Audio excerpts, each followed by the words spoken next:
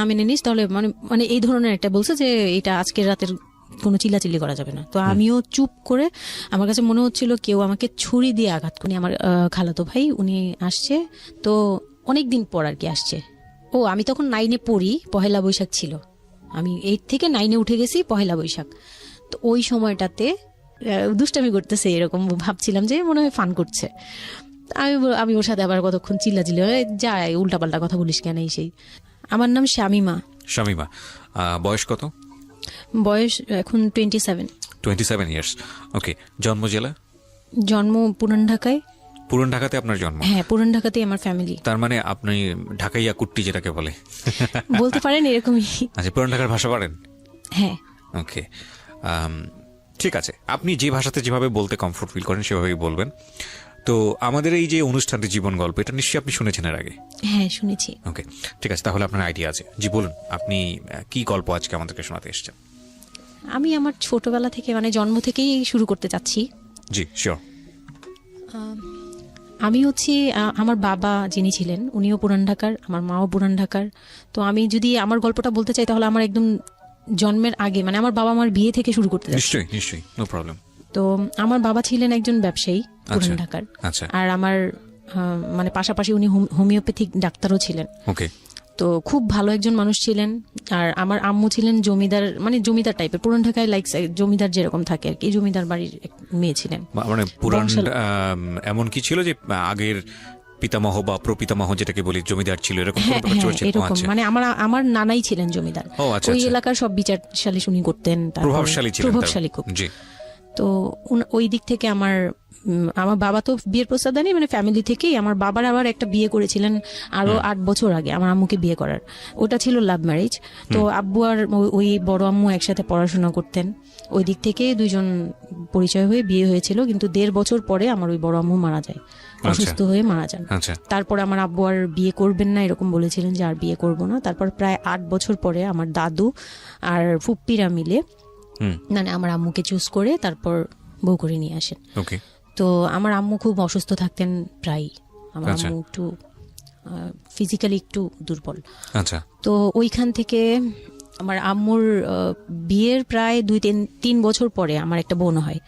সেই বোনটা মারা যায় 6 মাসের মাথায়, আমার বোনটা মারা যায়।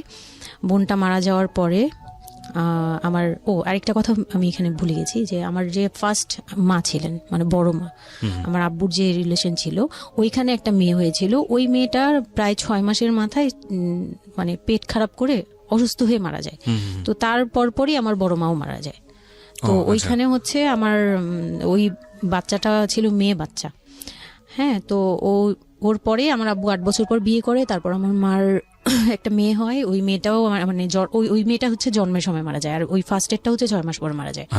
তো এই মেয়েটা হচ্ছে জন্মের সময় মারা যায়।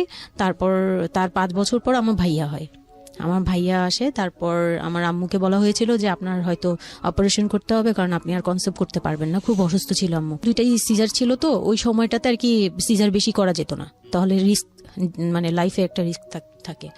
তো ওই দিক থেকে আমার আম্মুকে বলা হয়েছিল যে আপনার হয়তো বা ইউট্রাসের অপারেশন করতে হবে।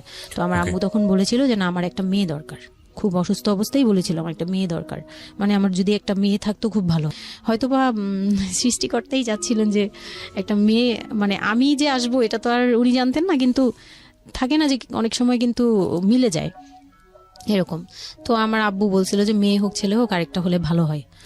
তো ওইভাবে ট্রিটমেন্ট নিয়ে আমার প্রায় 2 বছর পরে আমি আমার আম্মুর মানে পেটে আসি। তারপর আমার জন্ম হওয়ার পরে আমরা ভালোই ছিলাম, আব্বুর বিজনেস ভালো ছিল। কিসের বিজনেস ছিল? ওনার হচ্ছে ইলেকট্রিক পার্সের বিজনেস ছিল। তো ওখান থেকে আব্বুর মানে ভালো বিজনেস করতেন। পুরান ঢাকায় ছিলাম আমরা 4 জন, একটা ফ্ল্যাট নিয়েছিলাম। আব্বু বিজনেস করতো, আমি স্কুলে ভর্তি হলাম, ভাইয়া স্কুলে ভর্তি হলো। তো খুব ভালোভাবেই কাটছিল দিনকাল। তো একটা পর্যায়ে যে আমার যখন 10-11 বছর, তখন হচ্ছে আমার আব্বুর বিজনেস একটু প্রবলেম হয়, একটু না ভালোই প্রবলেম হয়, মানে একজন খুব বড় ধরনের একটা লস সে ফেলে দেন। তো আমি এটা বলতে চাচ্ছি না। তো যাই হোক, খুব বড় একটা ট্র্যাজেডি, মানে আমার লাইফের সবচেয়ে বড় ধাক্কাটা আমি ওখানেই পাই, যে আমার আব্বু এরকম একটা পার্সন ছিল, আব্বু সবসময় বলতো যেটা, যে আমার এই মেয়েটা হচ্ছে, আমি দেখতে নাকি সেই প্রথম যে আব্বুর বেবিটা ছিল না, মেয়েটা যেটা 6 মাসের মাথায় মারা গেল, আব্বু তাকে খুব ভালোবাসতো, আমি নাকি দেখতে সেম ওরকম হয়েছি, শুধু আমি কালো, ওই মেয়েটা ফর্সা ছিল। তো আমি যখন জন্ম হই তখন আব্বু নাকি আমার ফেস দেখেই কান্না করে দেয় যে এটা আমার বড় মেয়েটা যে ছিল তার মতো হয়েছে, তার মানে ও সেই, মানে আব্বুর ধারণা ছিল যে সেই আসছে, এরকম কিছু। তা আব্বু আমাকে অনেক আদর করতো, মানে অন্য বাবারাও আদর করে সব মেয়েদেরই, কিন্তু আব্বুর ভালোবাসাটা কেন জানি একদম ডিফারেন্ট ছিল, অনেক বেশি ভালোবাসতেন, অনেক বলার মতো না। সারাক্ষণ টেক কেয়ার, সারাক্ষণ, রাত নাই দিন নাই, সব সময়। আমার রাতে খুব বদ অভ্যাস ছিল, আমি রাত জাগতাম প্রচুর, প্রতি রাতেই আব্বু আমাকে হেঁটে হেঁটে ঘুম পাড়াতো কোলে নিয়ে। প্রায় 10 বছর 11 বছর পর্যন্ত আব্বু আমাকে কোলে নিয়ে ঘুম পাড়াতো, অনেক আদর করতো। আর যখন যেটা, তখন তো ছোট ছিলাম, যখন যেটা বলতাম আব্বু এখন এটা লাগবে, রাত দিন তো বুঝতাম না, আব্বু ওই সময় বের হয়ে যেত, মানে খুঁজতে বের হয়ে যেত কোথায় পাই এটা, আমার মেয়ে বলছে। তো ভাইয়ার সাথে খুব একটা এরকম হয় নাই, আমার সাথে বেশি হতো, তো ভাইয়া এটা নিয়ে একটু জেলাসও করতো, কারণ সাধারণতই কিন্তু মানে ভাই বোনের মধ্যে এটা থাকে, তো আমাদের মধ্যেও এরকম ছিল।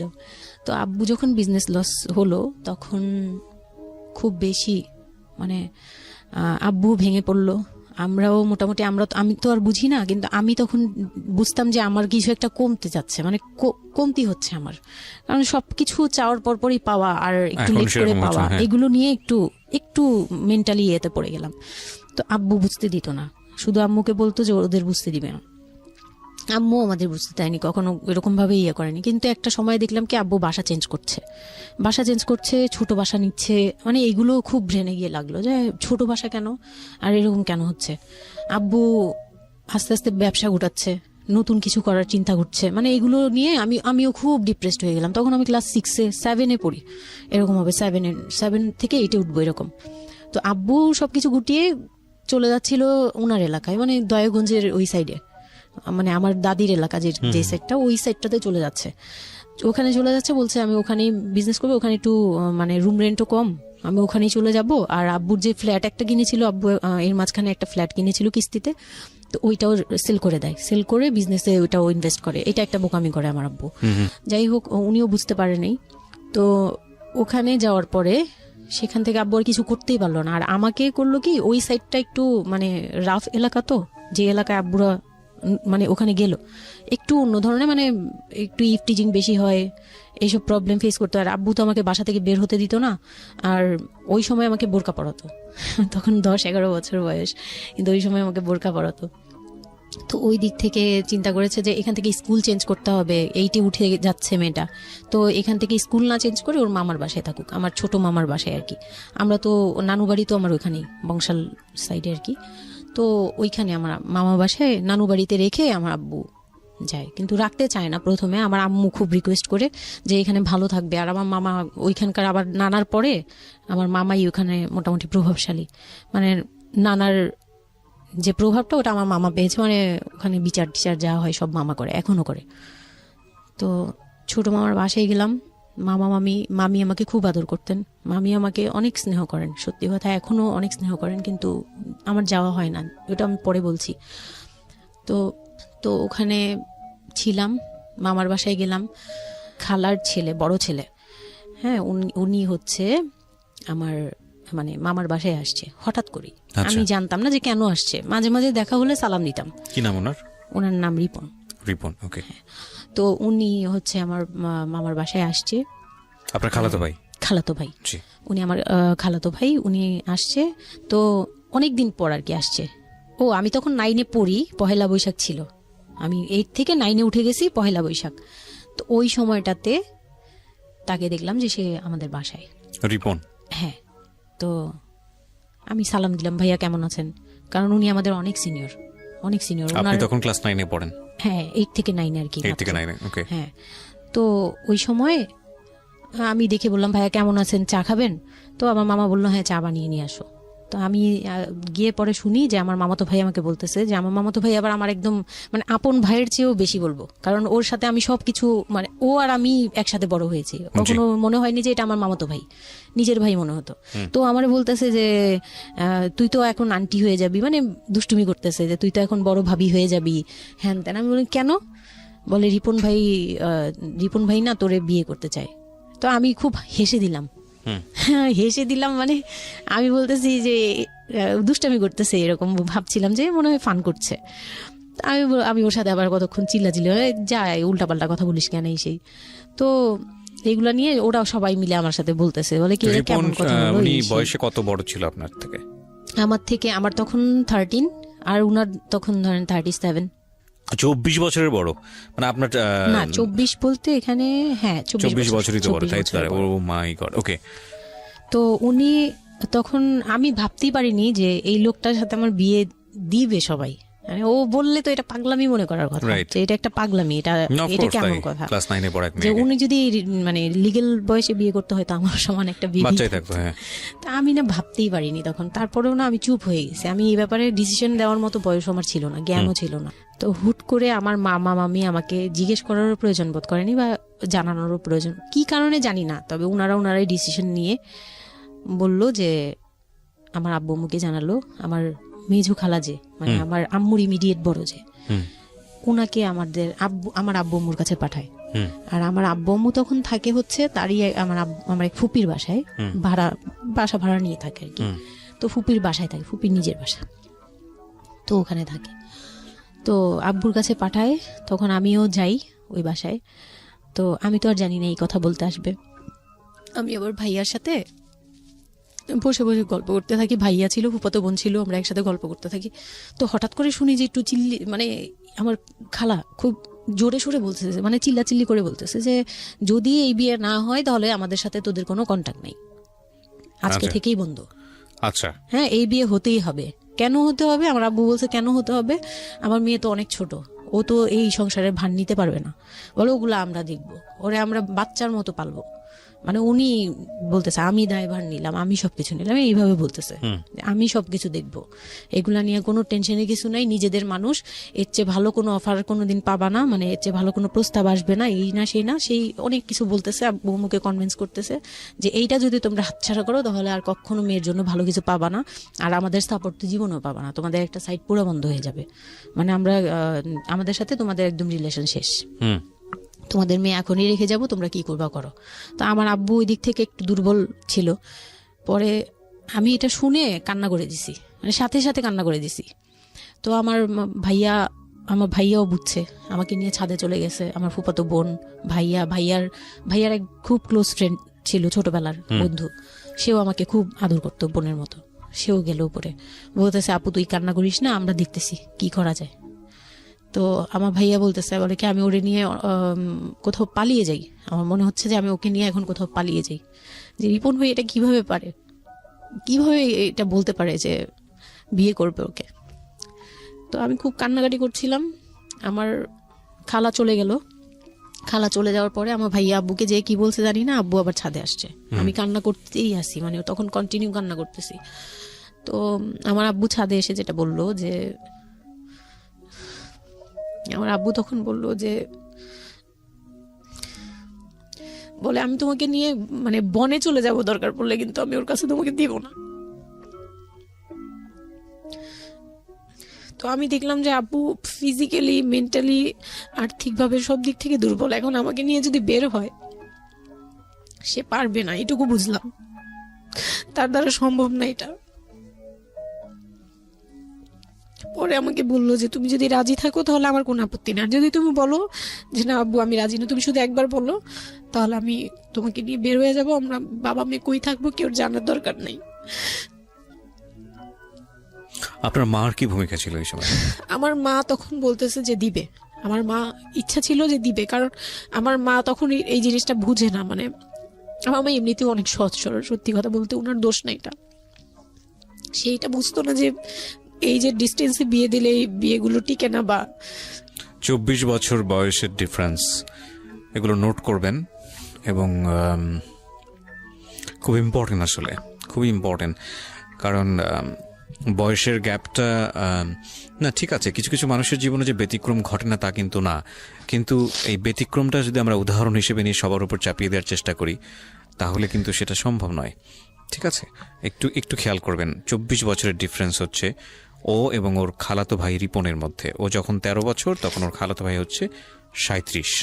So it's a huge gap. সাধারণত বলা হয়ে থাকে 4-5 বছরের গ্যাপ ইজ ওকে, কিন্তু এর থেকে বেশি না হওয়াটাই বেটার। সেক্ষেত্রে 24 বছর, কোথায় 4-5 বছর আর কোথায় 24 বছর। হ্যাঁ, দেন হচ্ছে ওই বিয়েটা, মানে আপনি কি বললেন? এখন তো সিদ্ধান্ত আসলে আপনার জায়গায় ছিল। সিদ্ধান্ত আমার জায়গায় বলতে, আমি তখন 13 বছর বয়স, তো মানে আমি তখন প্রেমও করিনি একটাও।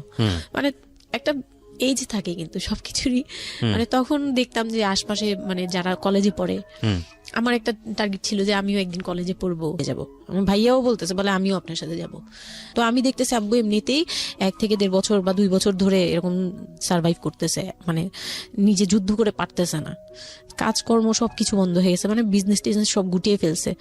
তারপর উনি যে এখন নিজে চলবে ওইটাই চলতে পারতেছে না, মানে খুব কষ্ট হচ্ছে আমাকে। আমার মতো মানে আমাকে যেখানে উনি একটা রাত 24 ঘন্টা একবার হলো আমাকে দেখতে হতো, ওই জায়গায় আমার মামার বাসায় ফেলে রাখছে। প্রতিদিন হেঁটে যেত, দেখে আসতো, একবার হলেও দেখে আসতো, মানে এরকম কষ্টগুলো করছে।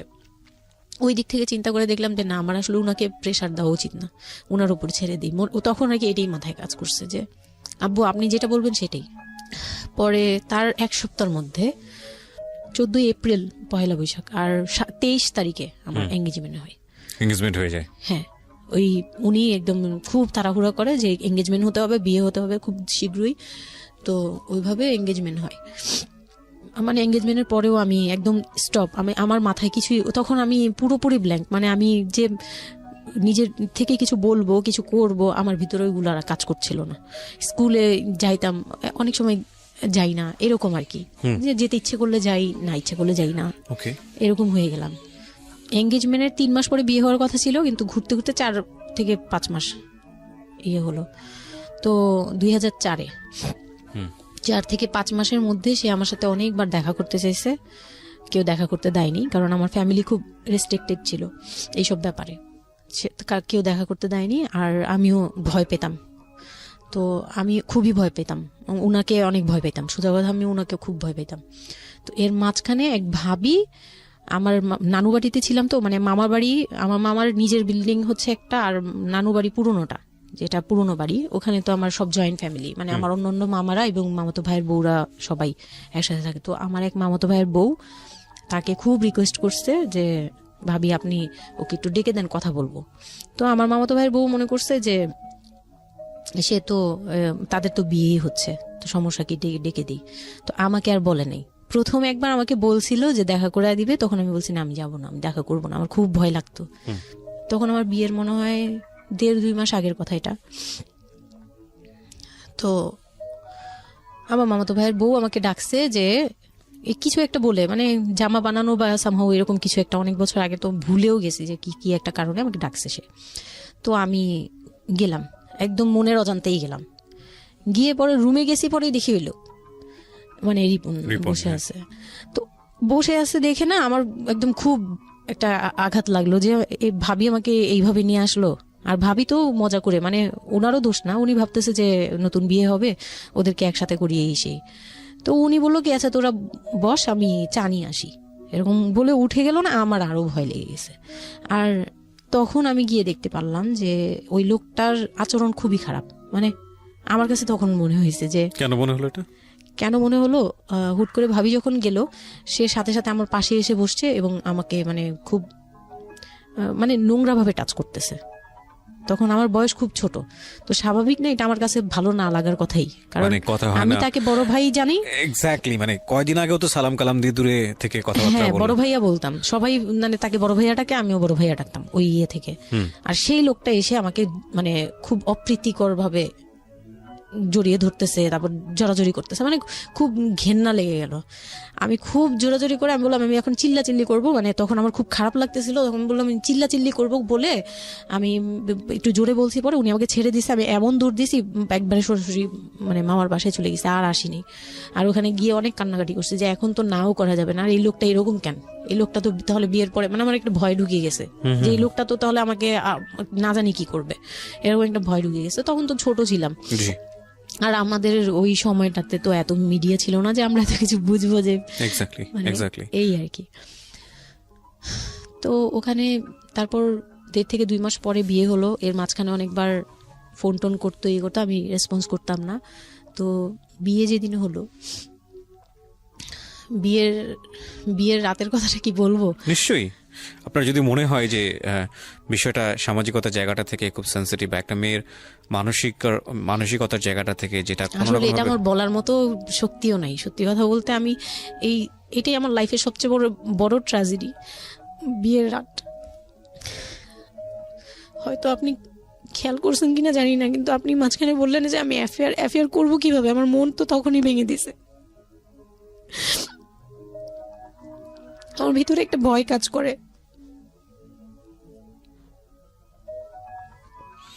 কি হয়েছিল আমি জানি, আপনি খুব সুন্দর করে বলছেন গল্প, আপনি আপনার মতো করেই বলবেন, আমরা আসলে মূল মেসেজটাই পেতে চাই। লোকটা হচ্ছে সামাজিকভাবে সবার কাছে খুব ভালো, সবার কাছে ভালো বলতে মানে গলিতে বা এলাকায় কিছু করে না, সেই এলাকায় খুব ভালো, ব্যবসা করে, খুব সহজ সরল ভাবে দোকানে যাচ্ছে, আসতেছে, খাচ্ছে, ঘুমাচ্ছে, নর্মাল। আমার সাথে যেদিন বিয়ে হলো সেদিন খুব বৃষ্টি, তো আমার তো ওই একদিনে আমার ভাবির রুমে, ওই দিনে আমি তার রূপ দেখে ফেলছি। তো তখন থেকে আমার তাকে দেখলে মানে গা শিউরে উঠতো, যে মনে হতো যে ভয়ঙ্কর একটা কিছু করবে। মানে মনে হতো, তখন আমি বুঝতাম না, সেক্সুয়াল লাইফটা বুঝতাম না যে সেক্স কি জিনিস, কিন্তু তখন একটা ভয় ঢুকে গেছে, খুব চাপা একটা ভয়। প্রথম কথা হচ্ছে যে আপনি একটা ছেলে এবং মেয়ের মধ্যে যে স্বাভাবিক সম্পর্কটা বিবাহ পরবর্তী, এটা সম্পর্কে আপনার কোনো আইডিয়া ছিল? আপনাকে কেউ বলেছে? এটা সম্পর্কে কোনো আইডিয়া ছিল না, শুধু জানতাম যে কিছু একটা হয়, আচ্ছা, কিন্তু কি হয় সেটা আপনি জানতেন না। আপনাকে বিয়ের রাতে বা আগে পরেও কেউ কখনো কিছু বলে না? আমার বিয়ের আগে আমার এক ভাবি ছিল, মানে যেই ভাবির বাসায় গেছে সেই ভাবি না, আরেকটা ভাবি ছিল, উনারই বড় যা আর কি। তো ওই ভাবি আমাকে জাস্ট কানে কানে বলছে যে আজকে কিন্তু যাই হোক একদম চুপ থাকবি, আমাকে এইভাবে বলছে। শুধু এটা বলছে, আজকে যাই হোক। আরো ভয়ানক কথা বলেছে, মানে এটা শুনলে তো আরো ভয় লাগে। যাই হোক কি হবে, বলে কিছু বুঝো না তুমি, হ্যাঁ কিছু এতই ছোট, কিছু বুঝো না, এইগুলি বলতেছে। মানে আপনার মনে আরো বেশি ভয় ঢুকে গিয়েছে। কোন ধরনের চিল্লাচিল্লি করবি না, চুপচাপ থাকবি, মানে জাস্ট হাসি মুখে এরকম করে বলছে। কিন্তু আমার কাছে একটু ভয় লাগছে তখনই, যে এই লোকটা তো ওই সময় যদি এরকম মানে খপ করে জড়ায় ধরতে পারে, এই লোক কি করতে পারে, কি হতে পারে, মানে এই টাইপের একটা ভয় কাজ করছে তখন এই জিনিসগুলো বুঝতাম না, মানে ফিজিক্যাল রিলেশন বা এগুলি এই সম্পর্কে কিছুই জানতাম না। জানতাম যে কিছু একটা হয়, হাজবেন্ড ওয়াইফে কিছু হয়, কিন্তু কি হয় এটা জানতাম না, এরকম ছিলাম। তো নর্মালি যখন বিয়েটা হলো, কমপ্লিট হলো, সে তো মানে কতক্ষণে রুমে যাবে এরকম। একটু পজ দিচ্ছি আমি এখানে, কারণ আমি জানি যে ম্যাক্সিমাম আমি গেস করছি এখানে, কারণ এখানে যারা শুনবে বা এই মুহূর্তে যারা শুনছে তাদের ইন্টেনশনটাকে আমি একটু ক্লিয়ার করতে চাই। সেটা হচ্ছে আমরা এটা বলি যে this is an entertaining show, but এই জীবন গল্প বলেন বা আমার লাস্ট 7-8 ইয়ার্সের ক্যারিয়ারে আমি রেডিওতে যে ধরনের প্রোগ্রাম করেছি, সোশ্যাল অ্যাওয়ারনেসের জায়গাটা থেকে এটা কি ধরনের ভূমিকা রেখেছি সেটা আপনারা আপনাদের জায়গা থেকেই ভালো মূল্যায়ন করতে পারবেন। বাট আমি একটু করজোরে আপনাদের কাছে একটা মিনতি করতে চাই, এই ঘটনাটাকে সিনেমা হিসেবে না দেখে, সিনেমার পর্দায় কিছু একটা ঘটতে যাচ্ছে এরকম একটা কিছু হিসেবে না দেখে, রেডিও হিসেবে না দেখে, একটু নিজের জায়গা থেকে চিন্তা করে দেখবেন, বা যদি বিষয়টা এরকম হয় একটা মানবিক জায়গা থেকে একটু চিন্তা করে দেখবেন। 24 বছরের গ্যাপ হাজব্যান্ড আর ওয়াইফের মধ্যে, 24 ইয়ার্স, 13 বছরের একটা মেয়ে, যে মেয়েটার জীবনে প্রেম বলতে কোনো কিছু আসেনি, শারীরিক সম্পর্ক কি সে বোঝেই না, এবং দ্বিতীয়ত যে বিষয়টা ইম্পর্টেন্ট, বয়ঃসন্ধিকালের একেবারে ইনিশিয়াল স্টেজে সে আছে, সে জানি না আসলে বিষয়গুলো কি।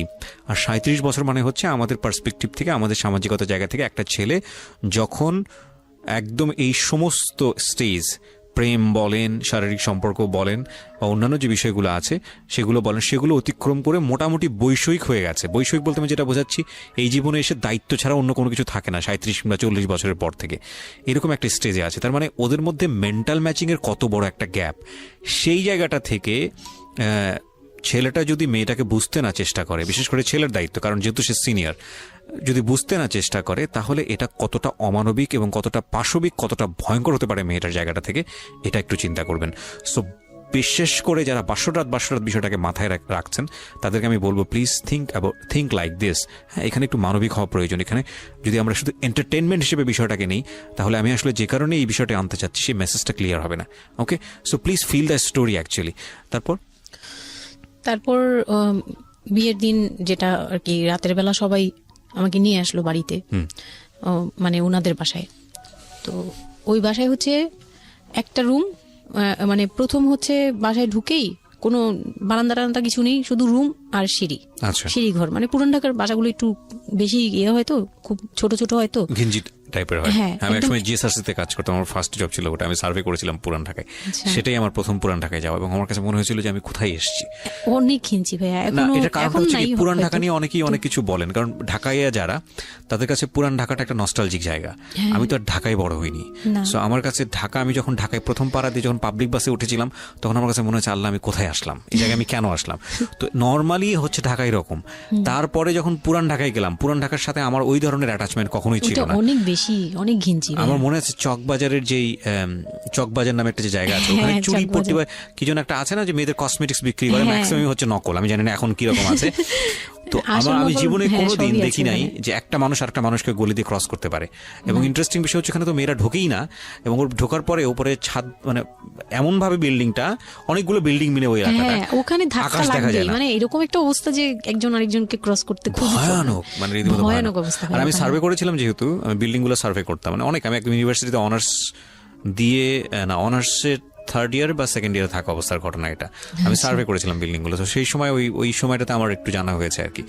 তো আসলে ভয়ানক রকমের ঘিনছি।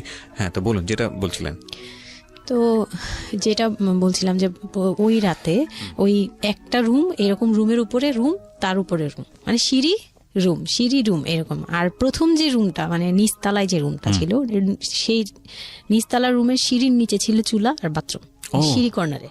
ওকে, মানে এটা হচ্ছে ওদের নিজের বাড়ি। ওকে, এইটুকুই ছিল। মানে তিনটা রুম, মানে হচ্ছে হলো এক ধরনের বিল্ডিং, একটা বিল্ডিং, একতলা দুতলা তিনতলা এরকম বিল্ডিং, বা তিনটা রুম। হ্যাঁ, তিনতলা বিল্ডিং, কিন্তু সিঁড়ি আর রুম।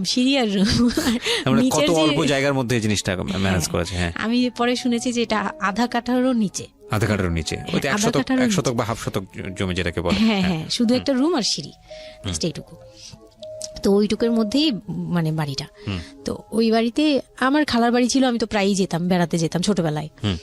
তো আমাকে নিয়ে গেল, আর 3তলার রুমে, সবচেয়ে পরের রুম যেটা, ওটাতে আবার আমার মানে মেজু দেবর সম্পর্কে ছিল, সে আমাদেরও মানে আমার বিয়ের 12 বছর আগে বিয়ে করে ফেলছে। সে লাভ ম্যারেজ করছে, মানে উপযুক্ত বয়সে বিয়ে করছে। আর আমার হাজবেন্ড আবার ছিল যে, উনি আবার খুব লেটে বিয়ে করছে, মানে ফ্যামিলির দায়িত্ব পালন করে সবকিছু শেষ করে তারপর বিয়ে। 37 আসলে খুব লেট না, কিন্তু 37 এর জায়গা থেকে 13 বিয়ে করাটা খুব অবিবেচ্য। আমার জন্য তো সে অনেক বড়। যাই হোক, তারপর ওই দেবরের যখন বিয়ের 12 বছর হয়ে গেছে, তখন উনি বিয়ে করছে। আর তো ওই ভাইয়া, মেজো ভাইয়া যে ছিলেন, তো মেজো ভাইয়ার রুমটা ছিল 3তলায়। আমি ওখানেই আমার বাসর ঘরটা করা হয়েছিল আর কি। তো ফুল টুল তেমন ভালো আনা হয়নি, সে খুব রাগারাগি করছে। ছোট ভাই যারা ছিল, এলাকার ছোট ভাইটাই, ওদের সাথে খুব রাগারাগি করছে আমার হাজবেন্ড যে ছিলেন।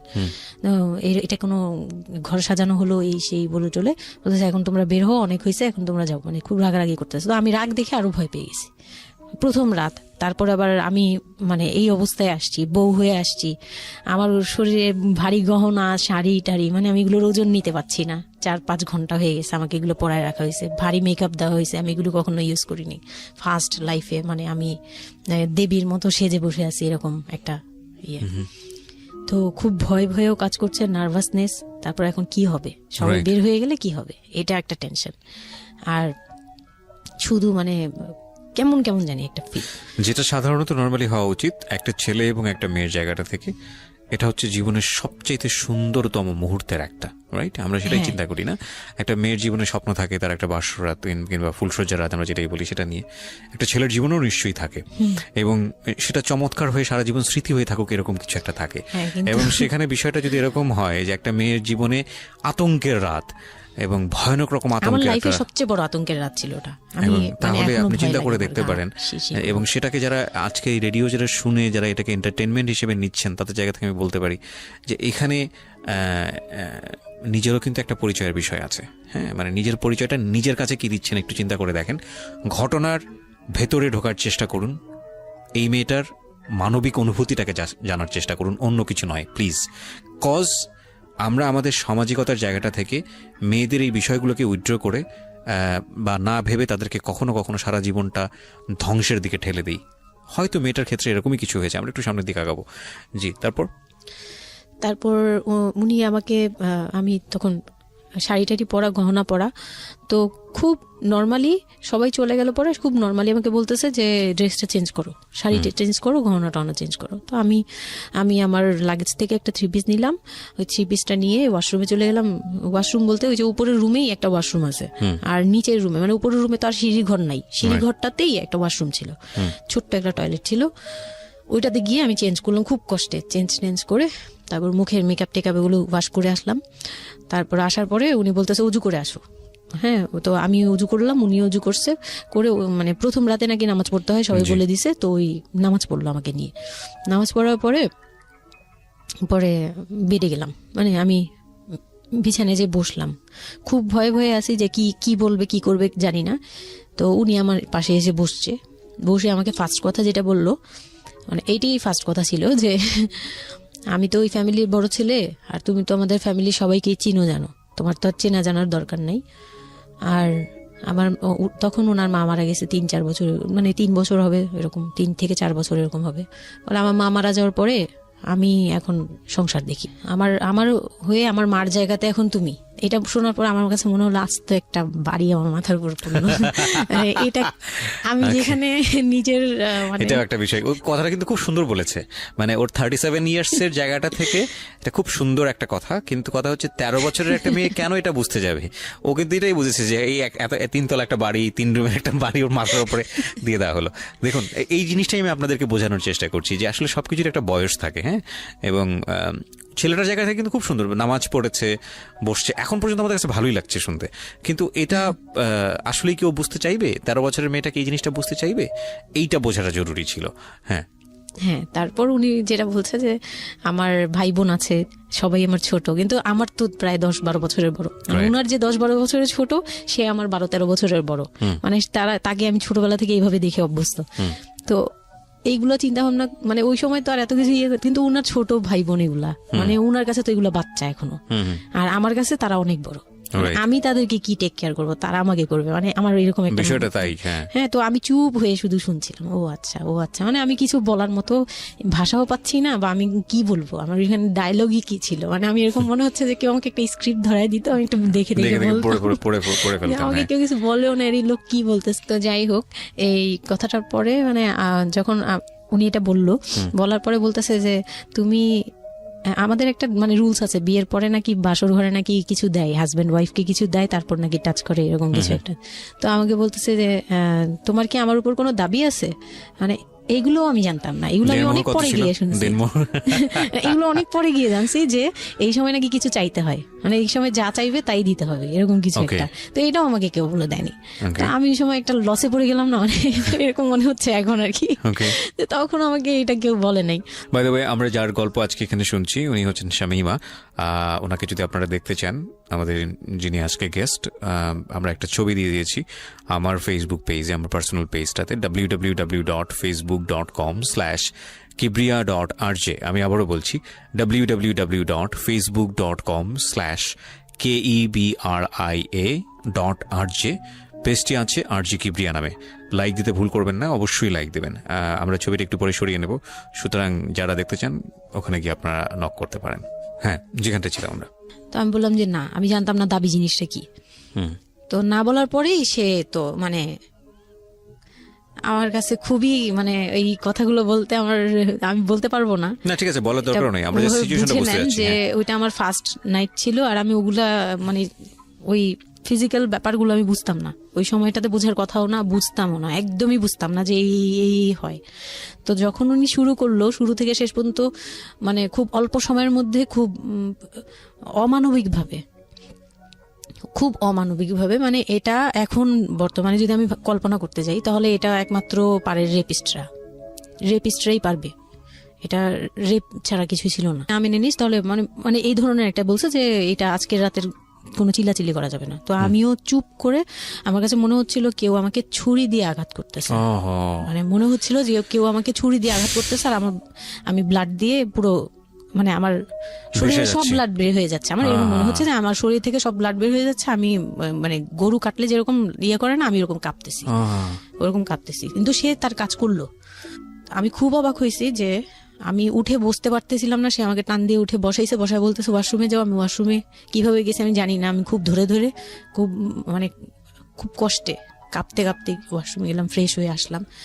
আসার পর আমি খুব কষ্টে যে আমি যখন বিছানায় মানে ঘুমাতে যাব তখন আবার মাই গুডনেস, এরকম করে সে সারা রাতে মানে রাত 3টা থেকে ভোর সকাল 8টা পর্যন্ত 4 বার আমার সাথে এইরকম করলো। আমি আর সকালে উঠতে পারি না, মানে আমি উঠে বসতে পারি না। তারপর 2-3 দিন কি হয়েছে আমার মাথায় নাই, মানে আমি এখন আর এটা বলতে পারবো না, কারণ আমি পুরো সেন্সলেস ছিলাম আর ওনারে দেখলেই আমার ভয় লাগতো। সে যতবার আসতেছে সামনে। 2-3 দিন আপনি সেন্সলেস অবস্থায় ছিলেন? আমি জানি, মানে আমি সেন্স ছিল, কিন্তু আমি এখন গল্পটা বলতে পারবো না যে এই 2-3 দিনে কি হয়েছে। আচ্ছা আচ্ছা। এই 2-3 দিন আমার বৌভাত হয়েছে, আমাকে পার্লারে নিয়ে যাওয়া হয়েছে, কিন্তু আমি নিস্তব্ধ। আর তখন আমার মানে শারীরিক কন্ডিশন খুব খারাপ, কিন্তু সবাই বুঝতেছিল, কিন্তু কেউ বুঝতে দিচ্ছিল না আমাকে। মানে এভরিবডি অ্যাভয়েড দিস, মানে সবাই এই জিনিসটাকে অ্যাভয়েড করছে, তারা পার্টিটাকে এনজয় করছে। এটা শুধু আপনার ফ্যামিলির সমস্যা না, এটা আমাদের পুরো সমাজেরই সমস্যা। এটা সমাজটাই অ্যাভয়েড করে। এবং আমার মনে আছে I face huge difficulty for the first time যখন আমি রেডিওতে এই ধরনের একটা, আমি নট আজকেই না প্রথম, আমি এটা আগে বিষয়গুলো খুব চ্যালেঞ্জ জায়গা থেকে আমি প্রচার করার চেষ্টা করেছিলাম। অ্যান্ড আই ফেস, এগুলো হয়তো আমার লিসনাররা কখনোই জানে না, আই ফেস হিউজ ডিফিকাল্টিস। যখন আমার প্রথম বইটা পাবলিশড হয় সেটা নিয়েও আমার একটা বড় ধরনের ডিফিকাল্টি ফেস করতে হয়েছে। একটা অদ্ভুত বিষয় হচ্ছে আমাদের সমাজে এই বিষয়গুলোকে আমরা অ্যাভয়েড করি, আমরা ঢেকে রাখতে চাই, আমরা মনে করি এটা একটা ট্যাবু, এটা সমাজে 8-10 জন মানুষের সামনে এটা নিয়ে আলোচনা করা যায় না। একটু চিন্তা করে দেখবেন আলোচনা করা যায় না এটা কোন অর্থে? যদি বিষয়টা নিয়ে সুড়সুড়ি দেয়া হয়, যদি বিষয়টা নিয়ে এমনভাবে বলা হয় যে এটা এমনভাবে প্রেজেন্ট করা হচ্ছে যেটা একটা রগরগা বিষয়, এবং সেটা শুনে আরও কারোর মধ্যে এই ধরনের পাশবিক বা সে আসলে এন্টারটেনমেন্টের জায়গা থেকে নিয়ে এটাকে মজা হিসেবে নিল, বিষয়টা তখনই একটা প্রশ্ন আসে। কিন্তু যদি বিষয়টা লেসনের জায়গা থেকে আসে, একটা সামাজিক শিক্ষার জায়গা থেকে আসে, যে একটা পুরুষ, সে 37 বছর বয়স, সেটা আমিও হতে পারি, আপনিও হতে পারি, বা যে ছেলেটা ওনার জীবনে এসছে সে তো হয়েছেই, যে তারা যেন কখনো এরকম অমানবিক না হয়। এবং নট অনলি দিস, একটা মেয়ে যখন 13 বছরের থাকে তাকে পরিবারের এত বড় সাপোর্টের জায়গা থেকে বাবা এত ভালোবাসতো, তার জায়গাটা থেকেও কোন একটা সাময়িক সমস্যার সমাধান করবার জন্য বা যাই হোক না কেন শেষ পর্যন্ত যে রাজি হয়েছে, এরকম এক ধরনের, এটা তো জবাই করা আমি বলবো, যে একটা মেয়েকে শুধু শারীরিকভাবে হয়তো সে যেই প্রবলেমটা ফেস করেছে ওই রাতে সেটা হয়তো সে ধীরে ধীরে রিকভার করবে, কিন্তু সারা জীবনের জন্যে সে যে মেন্টালি ওই জিনিসটাকে ভয়ানক রকমভাবে একটা বাজে জায়গায় বাজেভাবে চিন্তা করা শুরু করলো মানুষের জৈবিক চাহিদার জায়গাটাতে, এটা তো একটা মানুষের থিঙ্কিংটাকে জবাই করে দেয়া, তাই না? এবং এইটা কত ভয়ানক রকমের অপরাধ, কত ভয়ানক রকমের ভুল। এবং আমাদের এই জায়গাটাতে আমাদের অনেক বেশি পরিমাণে বড় যারা আছি, সিনিয়র যারা আছি, তাদের বোঝা উচিত। প্রথম কথা হচ্ছে লিগেলি যদি আমি বলি তাহলে বিয়েটা বৈধ ছিল না, কারণ সরকার কিন্তু আমরা যতদূর জানি যে 18 নিচে বিয়ে দেওয়াকে পারমিট করে না। দ্বিতীয় কথা হচ্ছে যে মানসিকভাবে সে পরিপক্ক ছিল না। তৃতীয় কথা হচ্ছে যে যদিও বা বিয়েটা হলো, তাহলে তাকে যে একটি প্রপার এডুকেশন দেয়া, যে এই বিষয়টা হচ্ছে এরকম, প্রপারভাবে বড় করা, প্রপারভাবে নার্সার করা, সেটার মারাত্মক রকমের অভাব ছিল। ঘটনা এখানে শেষ হয়ে যায় নাই, ঘটনা কিন্তু এখানে শুরু হলো। কারণ বাংলাদেশের অনেক মেয়ের জীবনে এরকম দুর্ধর্ষ রাত আসে, এবং এই রাতগুলো সারাটা জীবনের জন্যে তাকে বেদনার স্মৃতি, তাকে সারাটা জীবনের জন্য একটা ভয়ঙ্কর রকমের মোমেন্টের মধ্য দিয়ে নিয়ে যায়। আমরা এগুলো নিয়ে কথা বলতে পছন্দ করি না, আমরা এগুলো নিয়ে কথা বলি না, আমরা এগুলোকে নিয়ে কথা বলাটা একটা সামাজিক জায়গা থেকে ট্যাবু মনে করি। এই ট্যাবুর ধাক্কায় কত কত মেয়ের জীবন, কত কত মানুষের জীবন, কত কত সংসার জীবন নরকে পরিণত হয়েছে, সে খবর অনেকেই আমরা রাখি না, রাখার প্রয়োজন মনে করি না। But this is a very important issue, that's why I am discussing on this. Okay, বলুন আপনি। তারপর যেটা হচ্ছিল যে মানে ওই রাতের পর থেকে মানে ওই লোকটাকে আমার শুধুই দায়িত্ব মনে হয়েছে। মানে আমার কাছে মনে হতো যে এটা আমার দায়িত্ব, যে উনার বাসায় আমার থাকতে হবে, আর উনার সাথে থাকলে আমার এরকম করতে হবে। You feel like this, right? আপনি এই ঘটনা ঘটার পরে কি আপনি কারোর সাথে ডিসকাস করার সুযোগ পাননি, যে না আমি এরকম ক্লোজ কেউ ছিল না যে আপনার সাথে এরকম একটা বাজে ঘটনা ঘটছে, বা আপনি এটাকে রিকভার করতে পারছেন না মেন্টালি, বা আপনার সাথে যার বিয়ে হলো তাকেও বলতে পারছেন না যে আমার এইসব জিনিসগুলো? না, আমি উনাকে ভালোভাবে নিতেই পারছিলাম না। সোজা কথা, আমি উনার সাথে কোনো কিছু ডিসকাস করতাম না, বা অনেক পরে গিয়ে যখন ডিসকাস করেছি তখন উনি আমাকে উল্টাপাল্টা বুঝ দিয়েছে। মানে অনেক পরের সময়টাতে, হ্যাঁ, বাট ইট হ্যাপেন্স রেগুলারলি, না র্যান্ডমলি এই জিনিসগুলো হয়ে যাচ্ছিল আপনার সাথে? হ্যাঁ, প্রায় মাস থেকে 2-3 মাস এরকম হলো। তারপর মানে এটা আমি বলি যে প্রথম তো 4-5 দিন তো রেগুলার হলো। তারপর আমি আমার মানে আমার ব্লিডিং অফ হচ্ছিল না, আমার কন্টিনিউ হচ্ছিল ব্লিডিং।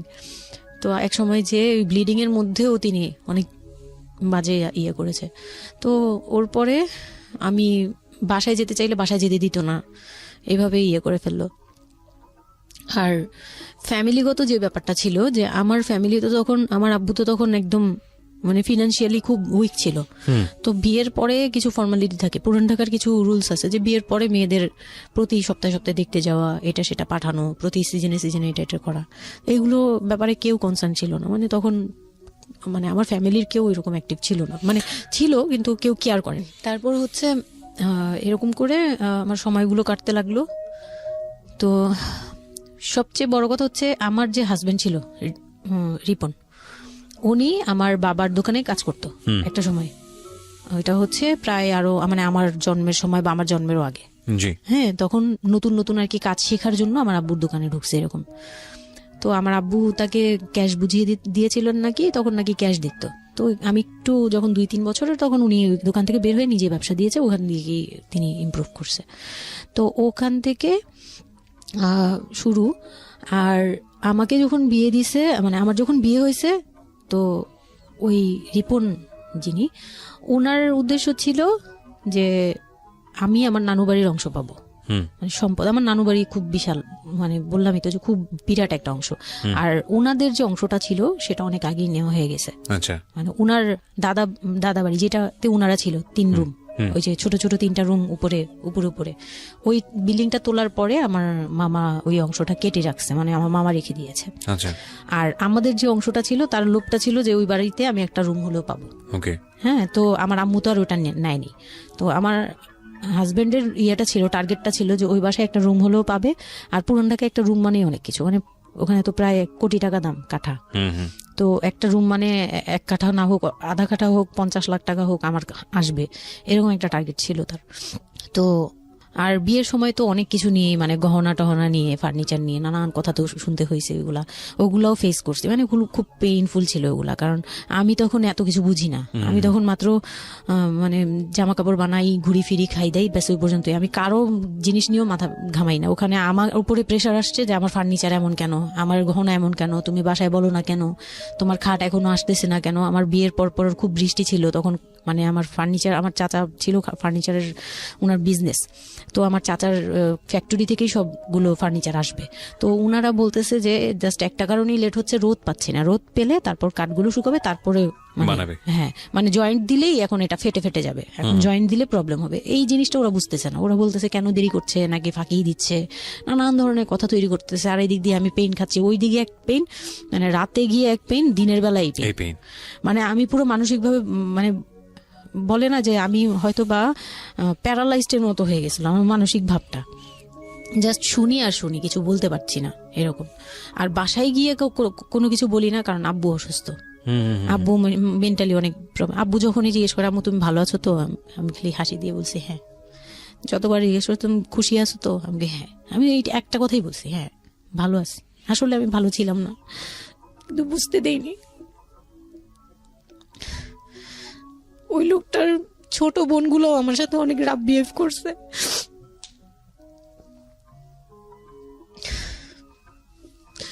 তো অনেক রুডলি আচরণ করেছে। আর উনার যে ছোট ভাইটা ছিল, মানে আমার যে মেজো ভাই যেটা আর কি, ওনার আগে যেটা বিয়ে করেছে, তো ওনার ওয়াইফ ছিল আমার অনেক বছরের বড়, কারণ তাদের বিয়ে হয়েছিল 12 বছর আগে। আমার বিয়ের 12 বছর আগে তার বিয়ে হয়েছিল। আমি যখন বাড়িতে বেড়াতে আসতাম তখন মানে ভাবি রাতে খাওয়া দাওয়া এরকম, আমি ভাবি বলেই ডাকতাম, কিন্তু সম্পর্কে আমি বড় যা। কিন্তু উনার প্রায় উনাকে আমাকে একসাথে কোথাও দেখলে কেউ বলতো যে তোমার মেয়েটা, মানে এভাবে বলতো। তো ওই দিক থেকে উনার একটু, এটা জেলাসি বলবো না, এটা হয় আসলে, এটা নর্মাল একটা ব্যাপার। কারণ একটা উনি অনেক এজ হয়ে গেছিল, উনি নিজের জায়গা থেকে নিজেকে একটু দুর্বল মনে করতো। আমাকে এমনিতে সাপোর্টও দিত, আবার অনেক সময় দেখে কিন্তু পেইনও দিত। অনেক পেইন দিত, কিন্তু আমি ওই সময়টাতেই কেন জানি আমি ছোট থেকে এই জিনিসগুলো বুঝতে চেষ্টা করি যে কেউ আমাকে কেন জেলাসি করছে, কারণ তার মধ্যে কোনো দুর্বলতা আছে, আমার ওইটার জন্য মায়া হয়। আমার কখনো এইটা মনে হয় না যে সে কেন জেলাসি করবে, আমি তার সাথে এখন কোচাকুচি করবো, মানে এই টাইপের মেন্টালিটি আসে না আমার। কেন জানি মনে হয় এই জায়গাটা যদি শুধরানো যেত, তাকে যদি একটু বোঝানো যেত আমি তাকে খুব ভালোবাসি বা আমি তাকে কিছু হেল্প করতে চাই, এরকম মনে হতো। তো ওই দিক থেকে আমি কিচ্ছু বলতাম না, কিন্তু সে আমাকে খুব পেইন দিত, কথাবার্তা এটা সেটা। উনি অনেক সিনিয়র পার্সন ছিল, তো কোনো গেস্ট আসলে আমাকে কিভাবে ছোট করবে, কিভাবে আমাকে অপমান করা যায়, কিভাবে কি দিয়ে, এগুলো নিয়ে সবসময় ইয়ে করতো। ওই দিকগুলো খুব পেইনফুল ছিল। তো ওগুলো যখন শেষ করলাম, মানে আমার যাকে বলতাম মাঝে মাঝে দুই একটা কথা, এগুলো নিয়ে সে আবার মানে মানে এখানে সেখানে বলে আরো ব্যাপারটাকে বড় বানাতো। তো আমি তখন বুঝতাম না, এখন বুঝি। তো এর মাঝখানে হলো কি, আমি প্রেগনেন্ট হলাম। না, বিয়ের 1.5 মাস পরে আমি হচ্ছে কক্সবাজার যাব। আচ্ছা। আমার হাজবেন্ড বলতেছে যে ঈদ চলে আসছে, তুমি ঈদের মধ্যে কিছু না নিয়ে আসো, ঈদের পরে আমরা কক্সবাজার যাই, এখানে কোনো খরচ টরচ যাতে আমাদের না হয়, হ্যাঁ, এই জন্য আমরা কিছু কিনবো না। আমি বলছি আচ্ছা ঠিক আছে। তো তখন হচ্ছে বসুন্ধরা সিটি মার্কেটটা হচ্ছে নতুন হয়েছে। তো উনি বলতেছে আমরা বসুন্ধরা সিটিতে যাব শপিং এ, কিন্তু উনি যেটা বলতেছে যে আমার মানে বসুন্ধরা সিটিতে যাবে, কিন্তু আমাকে যে কিছু কিনে দিবে না এটা আমি জানতাম না। তো ওনার সাথে আমি গেলাম, প্রায় 20 থেকে 25 হাজার টাকা শপিং করলো।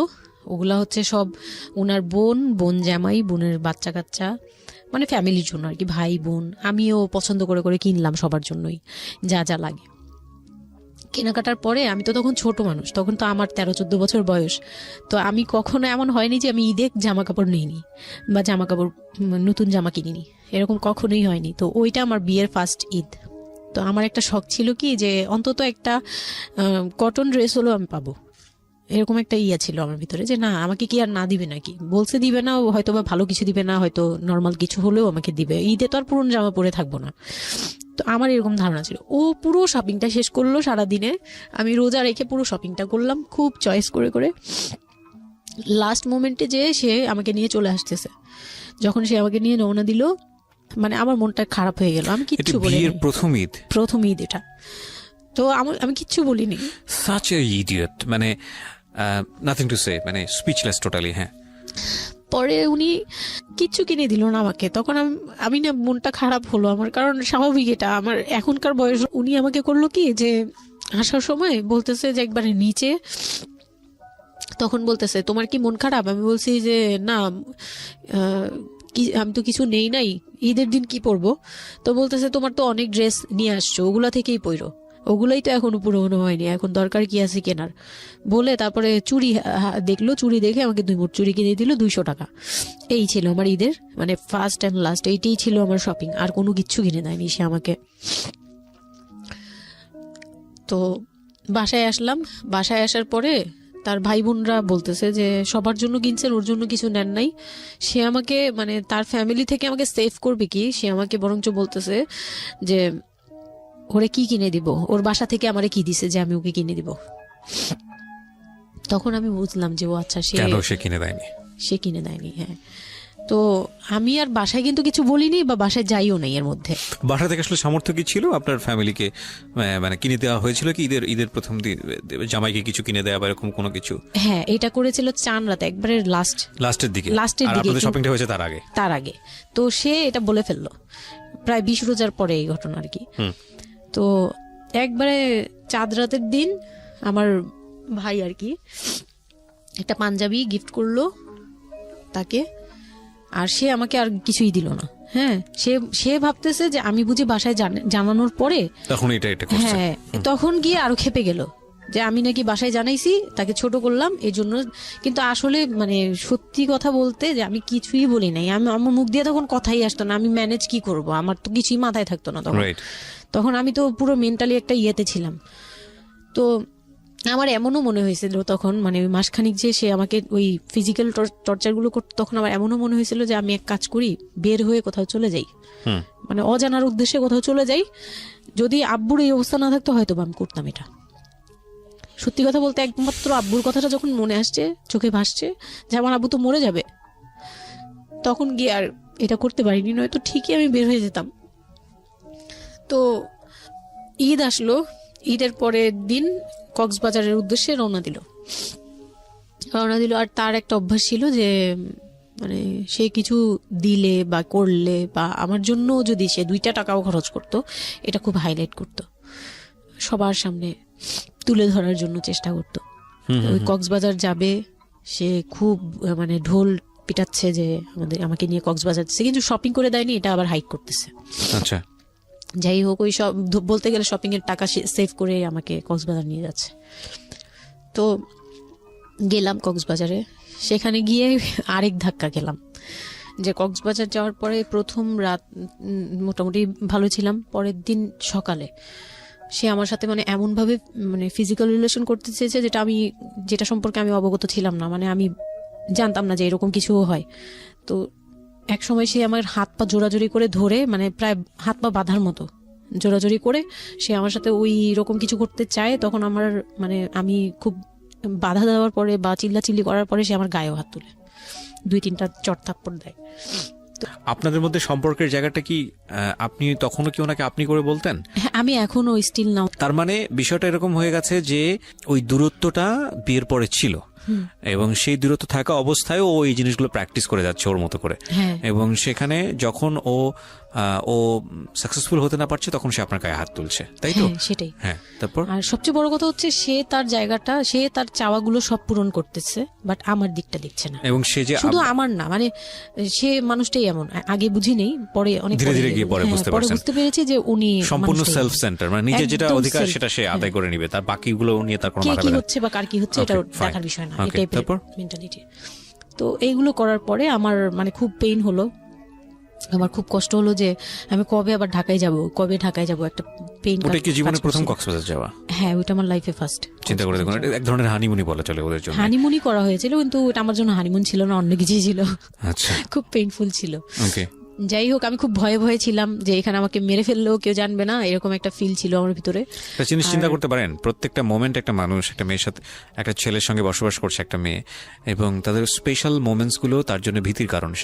সে হয়তোবা তখন এরকম মানে চিন্তা করছে যে এই স্পেশাল মোমেন্টটা যেন না আসে, ওর সঙ্গে স্পেশাল টাইমটা যেন আমি না হয়, রাত যেন না হয়। বিষয়গুলো তো এরকমই ছিল, কারণ ওর জন্য কিন্তু এগুলো অনেক ভয়ানক রকমের টর্চার। হ্যাঁ, তারপর আর আমার সাথে যারা ছিল, মানে ফ্যামিলি তো 2টা গিয়েছি আমরা, মানে আমার হাজবেন্ড আমাকে নিয়ে গেছে, আর হচ্ছে আমার চাচাতো বোনের রিসেন্ট বিয়ে হয়েছিল, চাচাতো বোনের হাজবেন্ড আর চাচাতো বোন, ওরা 2জন গিয়েছে। কিন্তু ওরা ওদের মতো ছিল, আমরা আমাদের মতো ছিলাম, এরকম আর কি। তো ওইভাবে আর আমাদের সাথে ইয়ে করা হয়নি যে একদম সব বিষয়ে ডিটেলস বলা। আর আমার চাচাতো বোন আমার অনেক বড় ছিল, যার কারণে আমি আপুকে বলতাম না, লজ্জা পেতাম। তো ওই দিক থেকে 3 দিন পরে 4 দিনের দিন আমি খুব জেদাজেদি করে, মানে কান্নাকাটি করে চলে আসবো করতেছি, কিন্তু আমাকে কেউ আর জিজ্ঞেস করতেছে না যে কেন। মানে আমার বোন জামাই ওই বিষয়টা খেয়াল করেনি, আমার বোনও খেয়াল করেনি যে আমি কেন বারবার চলে আসতে যাচ্ছি। হ্যাঁ, এত সুন্দর একটা ওয়েদার, ওরা তো খুব এনজয় করছিল হয়তো বা, মানে আমি তাদের এনজয়মেন্টে বাধা দিলাম, এরকম আর কি। তো খুব কান্নাকাটি করে ওই রাতেই আমি চলে আসবো। আমি বলছি তোমরা সবাই থাকো, আমি চলে যাই, মানে এইভাবে কান্নাকাটি করছে, আমি থাকবোই না, আমি আর একটা রাত এখানে থাকবো না। আমার কাছে মনে হচ্ছে তাও এলাকার ভিতরে তো থাকবো, যাই হোক, কিন্তু এখন তো আমি বাইরে আছি, অনেক দূরে। আমার কাছে এরকম মনে হচ্ছিল যে আমি যদি মরে যাই, আমি যদি যে কোনো সময় মারা যাবো, এরকম মনে হচ্ছিল। তো আমি ওই সময় বলাতে ওরা সবাই মিলে চলে আসছে, সবার মন খারাপ যে আমার জন্য চলে আসতে হলো তাদের। তো ঢাকায় আসলাম। ঢাকায় আসার পরে ঈদের ছুটির শেষে সে তার মতো করে বিজনেস করতেছে, আমি আমার মতো ঘরে ছিলাম। 2-3 মাস গেল, কোরবানি ঈদ আসলো, প্রথম কোরবানি ঈদ। কোরবানি ঈদের সময় যেটা হলো সেটা হচ্ছে আমার মামার বাসা থেকে মাংস, মানে কোরবানি ঈদের যে মাংসটা পাঠায়, পুরান ঢাকার একটা ইয়ে আছে যে নতুন বিয়ে হলে বাবার বাড়ি থেকে রান পাঠানো হয়, একবারে পুরো একটা রান ধরে পাঠিয়ে দেয়, বাবার বাড়ি থেকে মেয়েদের পাঠায়, মানে কোটাকুটি নেই, রানী পাঠিয়ে দিতে হবে, একদম আস্ত পাঠায়। এটা পুরান ঢাকার রেওয়াজি, একবারে যে কয়টা মেয়ে থাকবে ওই কয়টা রান বাসায় যাবে, মানে ওই রানগুলোর কেউ কাটতে পারবে না, একদম আস্ত পা ধরে দিয়ে দিবে একবারে। আচ্ছা, ইন্টারেস্টিং তো। হ্যাঁ, এটা কিন্তু পুরান ঢাকার একটা রেওয়াজ, এখনো আছে। মানে কোরবানি হলেই সঙ্গে সঙ্গে রানটা যাবে মেয়ের বাসায়। আচ্ছা, মেয়ের বাসায় যেতেই হবে এটা। তো ওই রকম আমার মানে ওরা আশা করছিল যে আমার মামা এরকম করবে, কিন্তু আমার মামা তো প্রায় অনেক বড় গরু দেয়, আর একটা দেয় না, 2টা থেকে 3টা দেয়। তো ওনার নিজেরই আছে 3টা মেয়ে, 3 মেয়ের শ্বশুর বাড়িতে পাঠাতে হয় 3 রান, মানে এখন এক মেয়ের, বড় মেয়ের যে 20 বছর 22 বছর হয়ে গেছে বিয়ের, তারপরও পাঠাচ্ছে, প্রতিনিয়ত পাঠাতে হয়। তো ওই দিক থেকে আমি যদি এখন আরেকটা নেই, তাহলে উনার তো আরো কাউকে উকিল দিয়েছে বা আরো কোনো মেয়ে আছে, মানে আমার উকিল দিয়েছে আমার খালু দিয়েছে, আরেক খালু, আমার ওই খালা হচ্ছে আমার আম্মুর খালাতো বোন, মামাতো বোন, কিন্তু আমাদের বাসায় মানে আমার নানু বাড়িতে বড় হয়েছে দেখে আমার আম্মুর খুব ক্লোজ। তো ওই খালু আমাকে উকিল দিয়েছে। তো ওই দিন করলো কি যে এই রান পাঠায়নি বলে, সেই রান পাঠায়নি ঠিকই, কিন্তু রানের যে উপরের অংশ মানে বড় একটা পিস আমার বাসায় পাঠানো হয়েছে আমার উদ্দেশ্যে, আর নামটা আমার লিখে দিয়েছে, আমার নাম লেখা এটা পাঠিয়েছে। তো ওই মাংসটা রেখে যখন চলে গেছে না আমার ভাই, তার ছোট বোন, আমি তখন মানে দেখলাম যে মানুষ কতটা হিংস্র হলে পরে এরকম ফেস হয়। আমি তো চুপ করে বসে আছি, আমি কিছুই মাথায় নেই যে এটা নিয়ে যে কি হবে, আমি বুঝিই নেই বিষয়টা। সে মাংসটা ধরে রাস্তায় ফেলে দিছে ঈদের দিন রাস্তায় ফেলে, এই মাংসে কেন ওর নাম লেখা থাকবে, তাহলে এই যে আমরাও তো ভাগ্নি, মানে আমরাও ভাগ্নি, আমাদের বাড়িতে আমার মাংস আসছে, ওর নাম দিয়ে আসছে, তাহলে রান আসলো না কেন? দোষ হয়ে গেছে, এটা খুব বড় অন্যায় হয়ে গেছে। ভয়ানক। আমি ভয়ানক বলছি কারণে যে আমাদের সমাজে কিছু কালচার আছে যেগুলো আসলে মেয়ের বাড়ি থেকে পূরণ করা হয়, ধরে নেওয়া হয়, বা ছেলের বাড়ি থেকেও, সেটা পাঠ্য বইয়ে তো থাকে না, এগুলা মানে কালচারে আছে, এগুলো শুনতে ভালো লাগে, কিন্তু প্র্যাকটিসের জায়গা থেকে যদি এটা অত্যাবশ্যকীয় নিয়ম হয়ে যায়, কখনো কখনো যেটা কতটা ভয়ানক পেইনফুল হয়। কান্ট ইউ এভার ইমাজিন যে বাবার সামর্থ্য নাই, তারপরে তাকে চিন্তা করতে হচ্ছে যে আমার মেয়ের বাড়িতে একটা রান পাঠাতে হবে, আমার কোরবানি দেওয়ার সামর্থ্য নাই, এই রান পাঠানোর জন্য আমাকে কোরবানি দিতে হচ্ছে। মানে আমাদের এই ব্যাড প্র্যাকটিসগুলা কতটা ভয়ানক হয়ে গেছে আমাদের সমাজে, এবং ইনফ্যাক্ট এগুলো নিয়ে কেউ কখনো কথা বলে না। এগুলো নিয়ে কথা বলা উচিত। একটা মানুষ, একটা সোসাইটি চেঞ্জ হবে কিভাবে, একটা মানে পুরো কমিউনিটি চেঞ্জ হবে কিভাবে, একটা রাষ্ট্র চেঞ্জ হবে কিভাবে, এই ছোট ছোট আমরা তো সব জায়গাতেই পয়জনাস। এই ছোট ছোট বিষয়গুলো যদি চেঞ্জ না হয়, আমরা যে এত ডিগ্রি নিচ্ছি, প্রতি বছর পিএইচডি, ভুরি পিএইচডি বের হচ্ছে, ডক্টরেট, হ্যাঁ, আমাদের বিশ্ববিদ্যালয়ে ভরে যাচ্ছে, আমাদের ছেলেমেয়েরা গোল্ডেন A+, আমাদের পাশের হার বাড়ছে, কিন্তু এই সব যে মানে খোরা কালচার, ল্যাংড়া টাইপের কালচার, এগুলোর যে পরিবর্তন হচ্ছে না, বা এগুলো নিয়ে যে কেউ কখনো কোনো কথা বলে না, এগুলো নিয়ে না পত্রপত্রিকায় কথা হয়, না কোনো মিডিয়াতে কথা হয়, অথচ এগুলো আমাদের জীবনটাকে পঙ্গু করে দিচ্ছে, এবং এগুলো নিয়ে কেউ কখনো কথা বলে না। আমরা যৌতুক নিয়ে কথা বলি, এবং যৌতুক একটা ঘাতক ব্যাধি, আমরা যৌতুক মোকাবেলা করতে পেরেছি, কিন্তু এই কালচারের মধ্যে যে যৌতুক ঢুকে বসে আছে, সেটা নিয়ে আমরা কেউ কখনো কথা বলি না, এবং এগুলো নিয়ে কথা বলা উচিত। কথা নইলে আমরা আসলে কিওর হব কিভাবে? আমরা যে বলি যে আমাদেরকে শুদ্ধ হতে হবে, আমরা মানুষ হিসেবে ভালো হতে হবে, বাট হাউ? আমাদের তো রন্ধ্রে প্রবলেম। সো প্রবলেমটাকে প্রবলেম বলা উচিত, অ্যাটলিস্ট কাউকে না কাউকে তো স্পিক আউট করতে হবে, এবং স্পিক আউট করলে তাহলে এই প্রবলেমগুলো সামনে আসবে, এবং সামনে আসলে এগুলো নিয়ে কিওর নিয়েও মানুষ কথাবার্তা বলবে। আমি তো জীবনে কোনোদিন শুনিও নাই, আমি জানি না পুরান ঢাকার এই কালচার যে মেয়ের বাড়িতে রান পাঠাতে হয়, এটা এখনো আছে, এবং এটা নিয়ে মোটামুটি মারামারি বাঁধার মতো অবস্থা। হ্যাঁ, এটা নিয়ে মানে এটা কোনোভাবেই মিস করা যাবে না, এরকম অবস্থা। তো আমার বাসায় কিন্তু রান আসছে, আমার বাসায় পরে রান আসছে। ওকে, ওইটা ছিল ঈদের দিন। হ্যাঁ, ঈদের দিন তারা আমাকে খুব ব্যাডলি কথা শুনাইছে। আমাকে সামনে বসিয়ে রেখে, মানে 4-5 ভাই বোন একসাথে বসে যেরকম মিটিং, মনে হয় আমি অনেক বড় একটা পাপ করে ফেলছি তার ভাইয়ের কাছে বিয়ে হয়ে। আমার পাপ হয়েছে যে আমি নাকি তার ভাইকে কিভাবে ভুলিয়ে ভালিয়ে, আমি তখন ভুলাবো কি, আমার তো ভালানোর প্রশ্নই আসে না। আমি তখন মনে মনে মানে হাসিও পাচ্ছে, আমি অবাক হচ্ছি যে এগুলো কি বলতেছে, আমি নাকি তাদের ভাইকে হাত করেছি, এই টাইপের কি কথা বলতে, মানে আমি এখন বলতে পারবো না বুঝিয়ে। তো এগুলো বলছে, তো আমার কাছে খুব মনে হচ্ছে যে আমি কান্না করতেছি, খুব কান্না করছিলাম। তো কান্না করার পরে আমার যে হাজবেন্ড ছিল, সে কেমন একটা লোক যে সে এটাও বললো না যে মাংসটা তুলে নিয়ে আসি। এটা তো একটা মানে বলতে গেলে কোরবানি দেওয়া হয়। আপনার শ্বশুর বেঁচে ছিল না? না, আমার শ্বশুর শাশুড়ি দুজনই মারা গিয়েছে। তো তার মানে ওই পরিবারের মূল হর্তাকর্তা হচ্ছে আপনার হাজবেন্ডই? হ্যাঁ। আচ্ছা। তো তখন সে ওই মাংসটা নিয়ে আসলো না, ভাই বোন ফেলে দিছে, সেও তাদের সাথে তাল মিলাচ্ছে। কিন্তু আবার আমাকে সরাসরি কিছু বলছে না। কুকুর টুকুর কামড় দেওয়ার কথা, কারণ পুরান ঢাকায় তো কুকুর টুকুরের অভাব নেই রাস্তাঘাটে, আমি যেটা দেখি। না, ওইগুলির ভিতরে নাই, ছিল না, ওইগুলিতে ছিল না, থাকলে হয়তো। আর এগুলো করলে তো আপনাদের যে কালচারটা, সেটা হচ্ছে পুরান ঢাকায় একটা জিনিস খুব ভালো লাগে, একটা ফ্যামিলির খবর আর একটা ফ্যামিলি জানে, যে এই ফ্যামিলি পরিবারে কি হচ্ছে, এই পরিবারে কি হচ্ছে। আশপাশে তো খুব মানে ওরা তো খুব লাগানো বাড়ি ঘর, তো সবাই শুনে, এক দেয়াল দুই বাড়ি। তার মানে এগুলো কত কানাঘুষা তো হচ্ছিল নিশ্চয়ই। পুরো এলাকা, আমি যে কি পরিমাণ মানে লজ্জা, মানে অনুতাপ আমাকে মানে এমন বানিয়ে ফেলছে যে আমি ওই বাড়িতে শুধু ক্লাস 9-এ পড়ুয়া একটা মেয়ে, যেখানে তার মানে রঙিন স্বপ্ন নিয়ে ডানা মেলে বাঁচার কথা, এবং ঢাকাতে বড় হয় একটা মেয়ে, ক্যান্ট ইউ এভার ইমাজিন?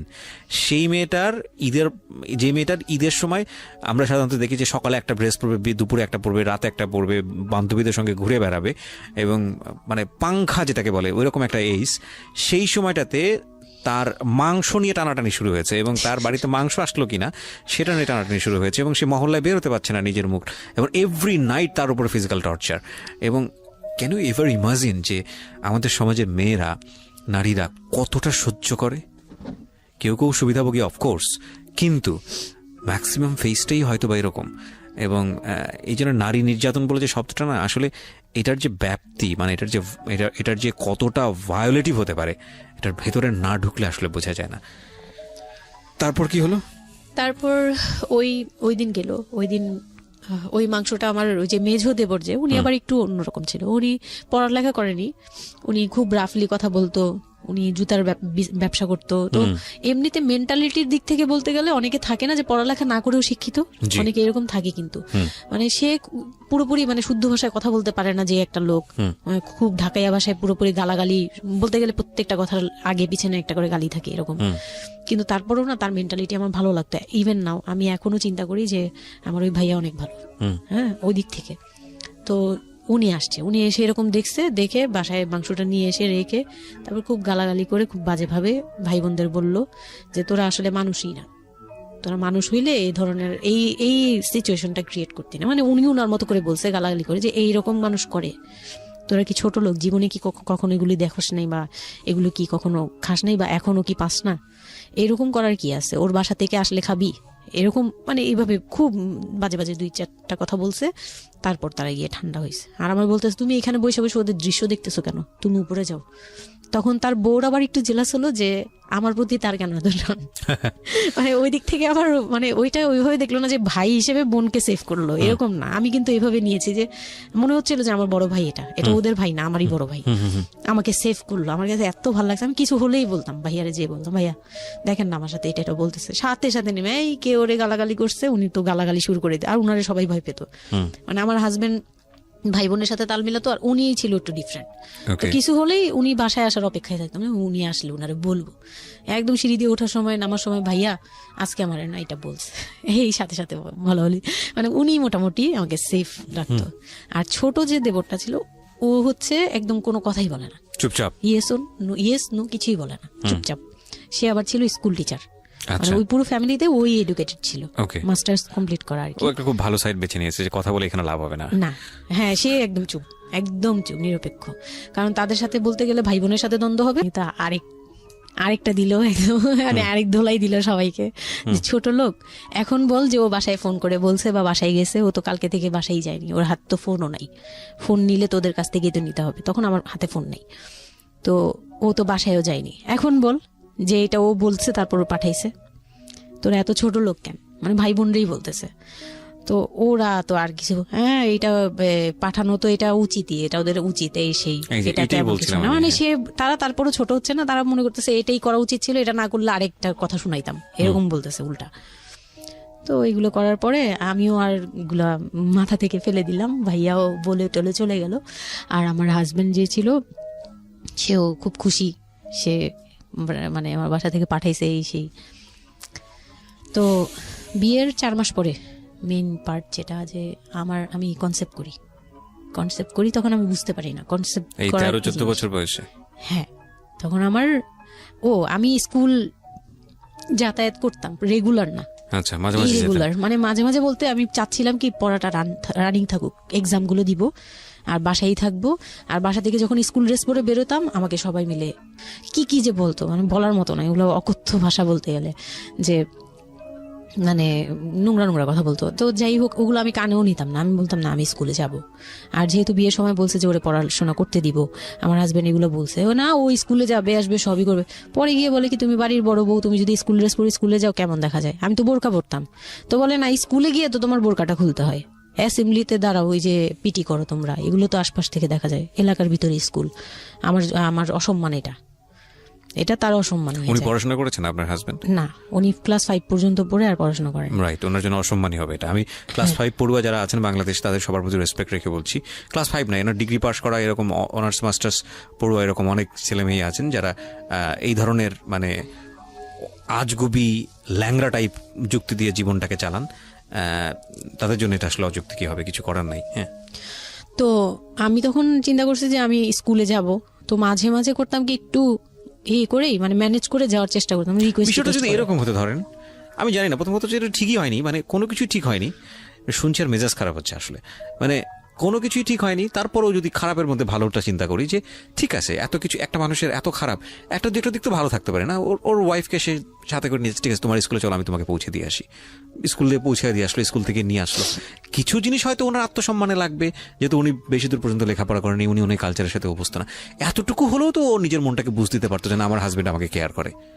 মানে স্টুপিডিটির আর কি, মানে লিমিটলেস স্টুপিডিটি যাকে বলে। হ্যাঁ, তুমি অ্যাসেম্বলিতে দাঁড়াবে, সেখানে তোমার লেখাপড়া বন্ধ, বদমাইশ।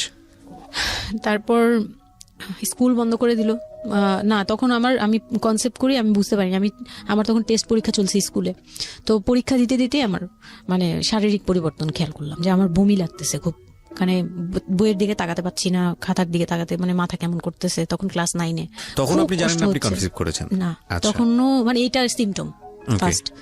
তো এইরকম হওয়ার পরে রাতে 11:30-12টার দিকে আমি না খুব গড়াগড়ি করে কান্না করতেছি, জোরে জোরে, মানে খুব গড়াগড়ি করে জোরে জোরে কান্না করতেছে। আমার মাথায় নাই যে কে শুনতেছে কে না শুনতেছে এরকম।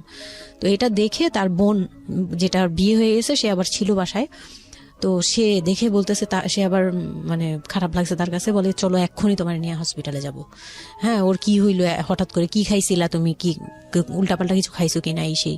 বলছি না, আমার কেন জানি অনেক পেট ব্যথা করতে, আমি পারতেছি না সহ্য করতে, পেট জ্বলতেছে আমার খুব। তো নিয়ে গেল ডাক্তারের কাছে। তখন ডাক্তার আমার নার্ভস দেখে বললো যে she is pregnant. But 100% confirm করতে পারবেন আল্ট্রাসাউন্ড না এমনিতে, তবে উনি আর কি ওনার মতো করে বলছে। আর তখন টেস্ট দিল একটা, যে রাতে নিয়ে যান, ইউরিন টেস্ট টাইপের একটা কিছু বাসায় করা যায়, ওই টাইপের একটা টেস্ট দিল। তো ওইটাই করলাম। বাসায় এসে করার পরে পজিটিভ আসছে, যেভাবে বলছে ওইভাবে করছি, করার পরে পজিটিভ আসছে। পজিটিভ আসার পরে মানে আমার কাছে যেটা মনে হচ্ছিল যে আমি মানে এতটা খুশি হয়েছি। আমি কিন্তু বিয়ে নিয়েও খুশি না, আমার মনে হচ্ছে এটাই আমার অ্যাচিভমেন্ট লাইফের। আচ্ছা, এতটা খুশি হয়েছে আমি বলতে পারবো না কেন। এটা আসলে ন্যাচারালি আল্লাহ হয়তো প্রত্যেকটা মেয়ের মধ্যে এই বিষয়টা দিয়ে দেন, যে নইলে আসলে মা কেন, মানে মা তো মাই, এটা আসলে আল্লাহ গিফটেড। অফকোর্স দেখেন, এরকম একটা ডিফিকাল্ট সিচুয়েশনের মধ্যে, যেখানে 13 বছর বয়সে ওর আসলে এই জিনিসটা ফিল করার কথা না, সেখানে ও ফিল করতেছে, এটা কিন্তু লজিকলেস ফিল, এবং এই ফিলটা সম্পূর্ণই ন্যাচারাল। ওকে, আমার কাছে তখন মনে হচ্ছিল কি যে আমার পেটে একটা জীবন্ত কিছু আছে, এক্স্যাক্টলি, মানে এইরকম ফিল হচ্ছে। আর আমি এটাকে মানে একটা কিউরিওসিটিও, যে দেখি তো কি হয়, কতদিন পরে কি হবে, মানে এটা আস্তে আস্তে বড় হবে, এটা কি করবে পেটে, এটা কিভাবে আসবে, মানে দুনিয়াতে কিভাবে আসবে, এটা এইগুলোও জানি না আমি, যে মানে এটা বড় হলে পরে এটা যে কিভাবে দুনিয়াতে আসবে। You feel like it's a game, কোন একটা খেলা, মজার একটা খেলা, যে আমি একটা কিছু পাইছি, এটা নিয়ে থাকা যাবে এখন, এরকম মনে হচ্ছিল তখন। খুব মানে খুব কেন জানি খুব আনন্দ, মানে মা হওয়ার ফিল না, কিন্তু এটা মা হওয়ার ফিল না, কিন্তু কিউরিওসিটির জায়গা থেকে কিছু একটা আছে আমার সাথে, আমি এটা নিয়েই থাকবো এখন, মানে আমি একটা কিছু পাইছি এখন, আর আমি একা না, এরকম মনে হচ্ছে। তা আমি না দৌড়ে দৌড়ে বের হয়ে বললাম কি, ওই যে বোনটা আমাকে রাতে নিয়ে গেছিল ডাক্তারের কাছে, সে তো ছিল রাতে। তো আমি বের হয়ে বলতেছি কি, আপা আমার না এইরকম 2টা আসছে, মানে এই পজিটিভ স্টেপ গুলো আসে যেগুলো বলছি। পরে সে না সাথে সাথে বলে কি, এখন তো আমাদের কদর কমে যাবে আরো। প্রথম ডায়লগ ছিল এটা, মানে মনটা খারাপ করে সে বড় নিঃশ্বাস ফেলে বললো, হ্যাঁ এখন তো আমাদের কদর কমে যাবে, আর তো এখন তো আর কম কম আশা লাগবে। তার সাথে ছোট বোনটা বলতেছে, তুমি না সময় কমে বুঝে কথা বলো না, এইগুলো তো বুঝতে হবে, মানে তাদের মতো করে তারা বলতেছে, যে পুরান ঢাকার মানুষ যেভাবে বলে ওইভাবে বলতেছে, যে এগুলো তো বুঝতে হবে যে এগুলো প্ল্যান করা, মানে আমি ইচ্ছা করে কনসেপ্ট করছি এরকম কিছু বুঝাইছে, কিন্তু আমি তখনও না এই জিনিসটা মানে ঘোলা ঘোলা, আমি বুঝি নাই যে ওরা কি বলতেছে দুইজনে। তা আমি বলি যা মজা তাই বলুক, আমি আমার মতো থাকি। তা আমি দৌড় দিয়ে গিয়ে আমার হাজবেন্ডকে না বললাম, এই উঠেন না। আমি তখনও পর্যন্ত কিন্তু তাকে খুশি হয়ে গেছে বলিনি, ফার্স্ট তাকে খুশি মনে কিছু বলতেছি। বিয়ের 4 মাসে আমি তাকে কখনো ডাকও দিইনি, তাকে কিছু বলিও নাই, বা আমি উনাকে কোনো রিকোয়েস্টও করি নাই, কোনো আহ্লাদও করিনি। ফার্স্ট মানে মনে হলো যে আহ্লাদ করে বলি যে জানেন আমি এরকম আসছে আমার। তো আমি কাকে বলবো, ওদের করে খুশি করতে পারিনি, যাই রে দেখি খুশি করতে পারি কিনা। যে তাকে ধাক্কা দিছি, সে ঘুম থেকে বিরক্ত হয়ে উঠলো, এই ধাক্কা কি করো কেন, কি হয়েছে? আমি তো মনটা ভেঙে কি যে আমি তো এরকম আমার পজিটিভ আসছে, দেখালাম যে এই যে এটা হলে না পজিটিভ হয়, রাতে পেট ব্যথা বলছিলাম না, তো ওইটার ইয়েতে এটা আসছে। তারপরে না চুপ হয়ে তাকায় আছে, বলে কি এইগুলা কি মানে বুঝলাম না। বলে কি এইটা তো ঠিক না। কি ঠিক না? তারপর বলতেছে যে এই এখন তো এগুলোর দরকার নেই আমাদের, এখন তো এগুলোর কোনো দরকার নাই। তো আমি বলি আপনি আমার স্কুল যেতে দিবেন না। আমি এবার তখন মুখ খুললাম, আপনি স্কুল যেতে দেন না, তারপরে আর আমি তো এই জিনিস মানে এটা কিভাবে কি হয়েছে আমি তো জানি না। আমি ভাবছি যে আপনি হয়তো বা কিছু করছেন, আমি জানি না। আমি তাকে এইভাবেই বললাম খুলে যে আমি তো আসলে জানি না, যে আমি ভাবছি আপনি চাচ্ছিলেন এই জন্য হয়তো বা এরকম কিছু হয়েছে। আর মানে প্রোটেকশন নেওয়া টেওয়া সবকিছু তার উপর ডিপেন্ড করে। তারপর হচ্ছে এটা বলার পরে না মানে আমি আর কিছু বলার মতো ইয়েতে ছিলাম না, আমি চুপচাপ, যে ওরা কি করবে না করবে আমি কিছু জানি না। তো আমার হাজবেন্ড যেটা করলো, যে সে চাচ্ছিল না যে আমি মানে সে চাচ্ছিল না বেবিটা, মূল কথা হচ্ছে সে চাচ্ছে এটাকে অ্যাবর্ট করে ফেলতে, মানে কিন্তু কিছু বলতেও পারছে না।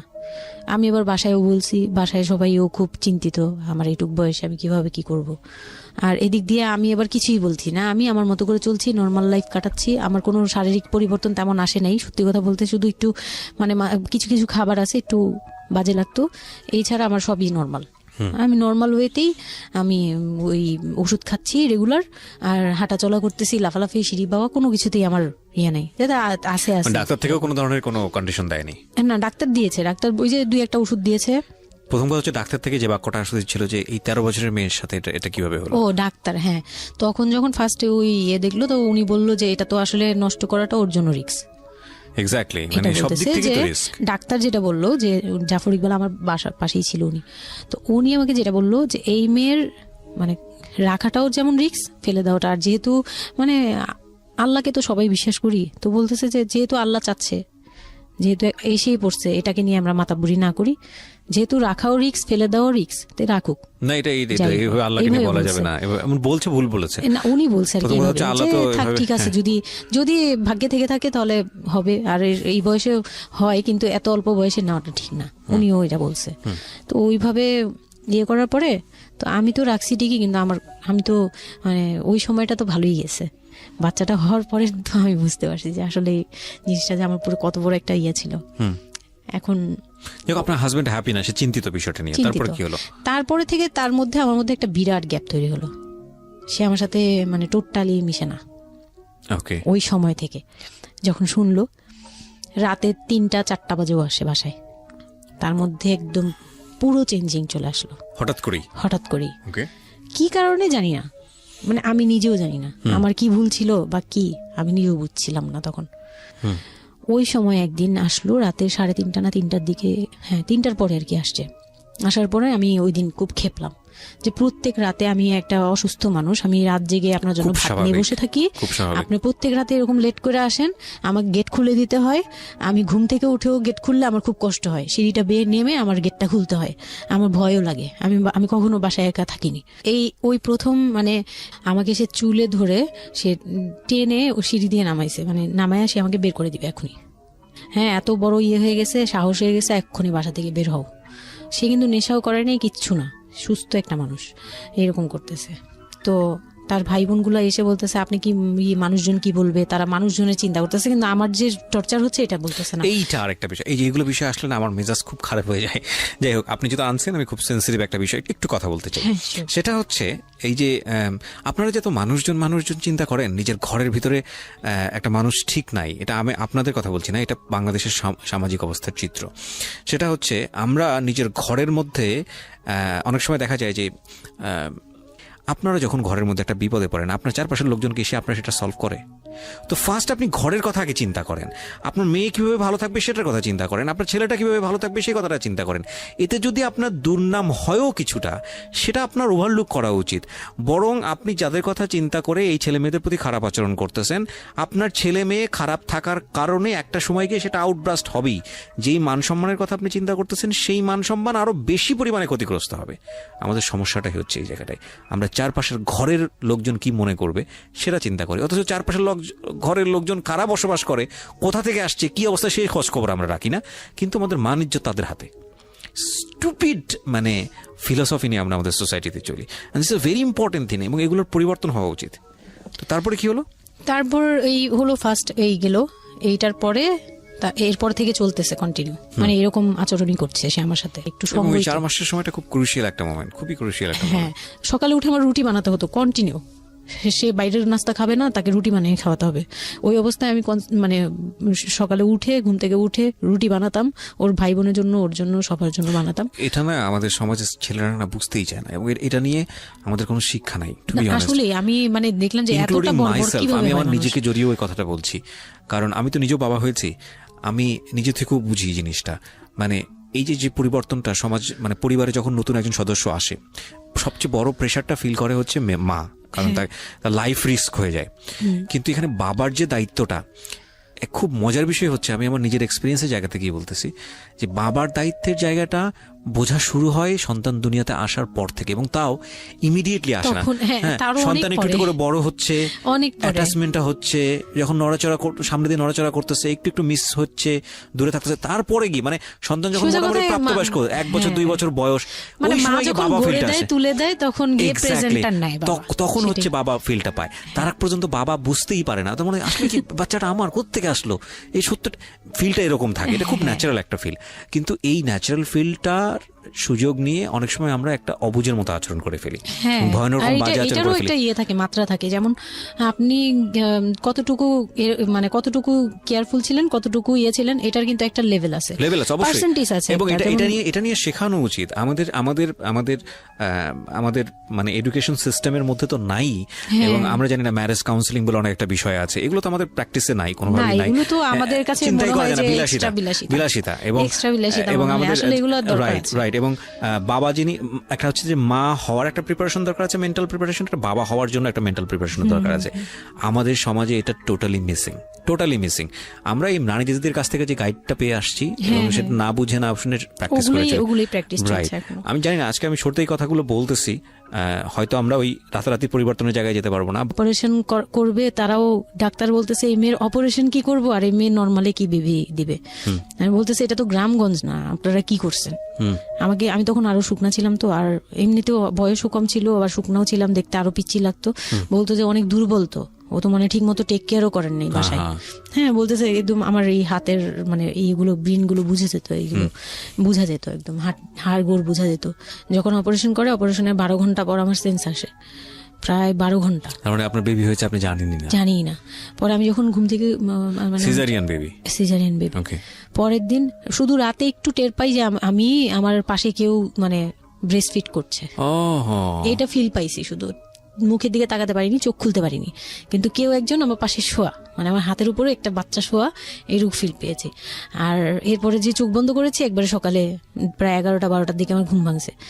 তখন তাকানোর পরে একটু পুরোপুরি ইয়েতে, তো আমাকে উঠিয়ে নিয়ে আমাকে ইয়েতে ক্যাবিনে দেওয়া হলো। ক্যাবিনে দেওয়ার পরে আমি বাচ্চাকে দেখি, বারবার চিন্তা করি যে এটা আমার মেয়ে, কোত্থেকে আসলো, কিভাবে আসলো, আমি নিজেকে দেখি।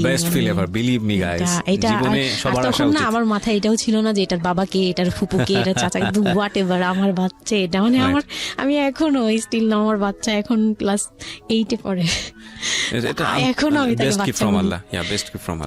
হ্যাঁ, তো ও আর আমি একসাথে হাঁটলে মনে হয় কি মানে ফ্রেন্ড আমরা, এরকম। পর হচ্ছে ওই বাচ্চাটা হওয়ার পরে সে খেলে, আমার খুব ভালো লাগে, তাকে নিয়ে আমার সময় ভালো কাটে।